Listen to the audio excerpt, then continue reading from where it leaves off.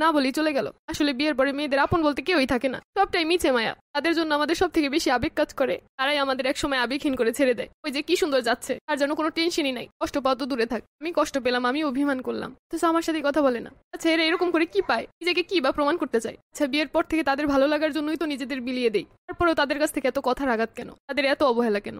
গিয়েও একটাবার ফোন দিল না। আসলে আমিই বোকা, নিজেও জানতাম দিবে না, তা অপেক্ষা করে বসে আছি। বিগত বছরগুলো তো এমনই হয়ে আসছে, খুদাই নিজে নিজে আশা করে নিজেই কষ্ট পাই। আচ্ছা একটু কি ভালোভাবে সবকিছু নেওয়া যায় না, সবকিছু সুন্দরভাবে গুছিয়ে নেওয়া যায় না? কিন্তু তারা তো তা না করে উল্টো আরো কঠিন করে সবকিছু। এবার ফোন দিলেও তো অনেক কিছু হালকা হয়ে যেত, তো সময় যাচ্ছে বুকের ভিতরটা যেন কষ্টে পাথর হয়ে যাচ্ছে, বন্ধ হয়ে যাইতাছে, কলিজাটাও পুইরা যাইতাছে। তারপরে হেগর কিছু যায় আসে না, খুদাই পেট ব্যথা করতেছে, কষ্ট পেলে তো গলা থেকেও খাবার নামে না। আর তো সবকিছুই খুব সুন্দরভাবে চলে। অবশ্য আমি কষ্ট পেলে তার বা কি আসে যায়, সব মানুষের কাজই তো এগুলা, ওদের সকল আশাগুলোই নিরাশ করা তাদের কাজ। আচ্ছা এরকম করতে থাকলে তো দুদিন পর মানসিক রোগী হয়ে যাব। আচ্ছা মানুষের ভিতর তো রাগ অভিমান হয়ই, কিন্তু সেই রাগটা না কমিয়ে উল্টো দিনের পর দিন এত কষ্ট দিয়ে কি পায়? বাসায় এসে ঠিক মতো তো কথাও বলে না, বেঁচে আসি না না এটা নিয়েও তার কোনো মাথা ব্যথা নাই। কিছু কিছু কষ্ট মানুষকে বলেও বোঝানো সম্ভব না, মানুষ তো শুধু উপরের কষ্টই দেখে, ভিতর পোড়ার কষ্ট তো আর কেউ দেখে না। এরকম অবহেলা, কোনো কারণ ছাড়াই অভিযোগ, গুরুত্ব না দেওয়া, মনের কষ্টগুলো না বোঝার চেষ্টা করা, অবশেষে আমাদের সঙ্গী হয় ডিপ্রেশন। ডিপ্রেশন থেকে হঠাৎ করে রেগে যাওয়া, বদমেজাজি হওয়া, খিটখিটে থাকা, সব সময় শুধু শুধু আমরা কান্না করি, মানুষের সাথে হাসি মজা সবকিছুই ভুলে যায়, একাকিত্বতাই তখন ভালো লাগে। অথচ এই সবকিছুই কিন্তু শখের পুরুষের জন্য হয়,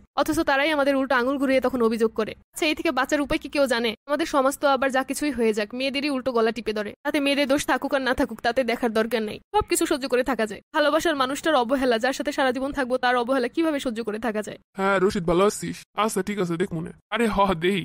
বাসায় আসছে তাও কোনো কথা বলে না, আমাকে দেখেও যেন দেখে না। আমি তো শুধু প্রয়োজন, আমার কষ্ট দেখে তার কি লাভ? অথচ তার জন্যই সারাদিন রান্না করে রেখে দিলাম, বুকের কষ্ট আর চোখের পানি নিয়ে তার রান্না করে ঠিকই টাইম মতো রেখে দিছি, অথচ আমার মূল্য তার কাছে জিরো। দেখছো আজকেও না বলে চলে গেল। আচ্ছা ঠিক আছে, যার জীবনে আমার কোনো মূল্যই নেই আমিই চলে যাই, তার কাছ থেকে কষ্ট পেয়ে অবহেলা পেয়ে চলে যাচ্ছি, তাও তার জন্যই পরাণ ফুটতেছে। আচ্ছা কোথায় যাবো? বাবার বাড়িতে? কিন্তু সেখানেও তো মানুষ কত কথা শোনাবে বাবা মাকে, মেয়ে একা কেন, জামাই কোথায়, মেয়ে এতদিন কি করে, কি করবো? আপার বাসায় যাবো?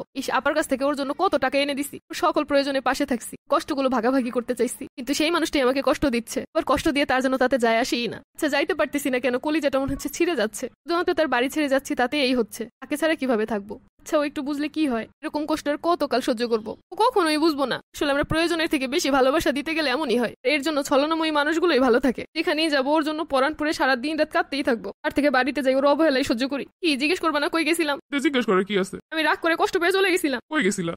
বাস স্ট্যান্ড পর্যন্ত গিয়ে বসেছিলাম, তারপর?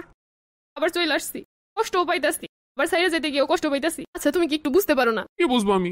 তুমি রাগ করছো এর লেগে আমিও চুপ করে আছি। চুপ করে আসছো কেন? একটু বোঝানো যায় না? একটু রাগ ভাঙানো যায় না? রাগ ভাঙানোর কি আছে? একা রাগ করছো, একা রাগ ভাঙবে। আচ্ছা তুমি কি একটু চেঞ্জ হবে না? আমি ভিতর থেকে পুরো পুরো শেষ হয়ে যাইতাছি, এমন করলে কোন দিন না নিজেই দুনিয়া দিয়ে চলে যাবো। আরে কি সব পাগলের মতো যে কথা কও। দেখছেন, বুঝাইলে এরা বুঝে না, এত কিছু বলার পরে তো অন্তত একটু বোঝে। আসলে তুমি আমার চিনে লাইছো তাই না, লেগে এত কষ্ট দাও। আরে আমি জানি রাগটা করে তুমি আবার ঠিক হয়ে যাবা। দেখছেন আফারা, বলেও জামাই সামনে নরম হইতে যায় না, কঠিন হইবেন ভালো থাকতে পারবেন। যখনই বুঝতে পারবো আপনি তার জন্য পাগল, সত্যি সত্যি পাগল বানাই সাইরা দিব।